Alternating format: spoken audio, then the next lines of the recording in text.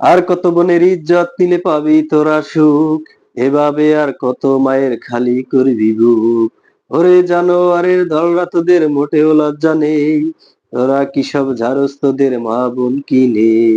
আর কতদিন দেখবো এসব হায়নার চলাচল, বিদ্রোহের এ তাল তুলে দীপ্ত কণ্ঠে বল, বিচার চাই বিচার চাই বিচার চাই, এই জমিনে দর্শকদের ফাঁসি চাই। আসসালামু আলাইকুম, ওয়েলকাম টু মাই পেজ। তো সবাই কেমন আছেন? আশা করি সবাই ভালো আছেন। তো খুবই একটা খুশির সংবাদ। তো আসিয়া মামুনি কিন্তু ওর জ্ঞান ফিরছে। তো সবাই আমরা দোয়া করছি এবং সকলের দোয়া ও ভালোবাসায় মহান রব্বুল আলামিন আসিয়াকে সুস্থতা দান করেছে। তো আমরা সবাই কিন্তু বুঝতে পারছি যে আসিয়ার যে অবস্থা ছিল, তো আসিয়া আর নেই, আসিয়া আর নেই। তো সোশ্যাল মিডিয়ায় তোলপাড় আসিয়া আর নেই। কিন্তু মহান রবের অশেষ রহমতে আসিয়ার আজকে জ্ঞান ফিরছে। তো সবাই ওর জন্য দোয়া করবেন, মহান রব্বুল আলামিন যাতে ওকে খুব দ্রুত পরিপূর্ণ সুস্থতা দান করে। এবং আসিয়ার মুখে, যে আসিয়া জ্ঞান ফেরার পরে যে তার ধর্ষণকারীদের যেভাবে শাস্তি দাবি করতেছে, তো ওর মুখে আজকে শুনবো যে ও কি বলে।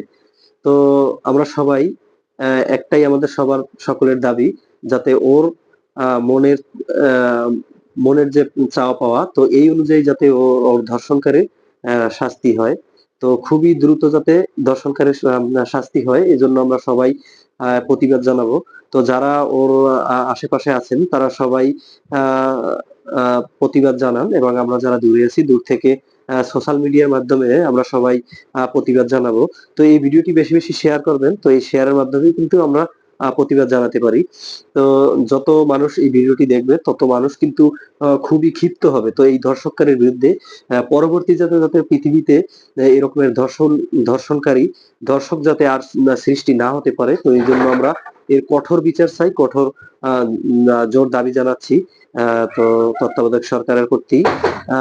এর যাতে কঠোরভাবে বিচার হয়, পরবর্তীতে যাতে কোনো মা বোনদের ইজ্জতহানি না হয়, এবং এরকমের যাতে ছোট নিষ্পাপ মাসুম বাচ্চাদের কেউ যাতে ধর্ষণ করার সাহস না পায়। তো প্রকাশ্যে এর বিচারের দাবি জানাই। তো সবাই ভিডিওটি বেশি বেশি শেয়ার করবেন, যাতে সকলের মাঝে ভিডিওটি পৌঁছে যায়। এবং আসিয়ার জন্য সবাই দোয়া করবেন, যাতে খুব দ্রুত আসিয়া সুস্থ হয়ে যায়। তো সবাই ভালো থাকবেন, সুস্থ থাকবেন। আল্লাহ হাফেজ।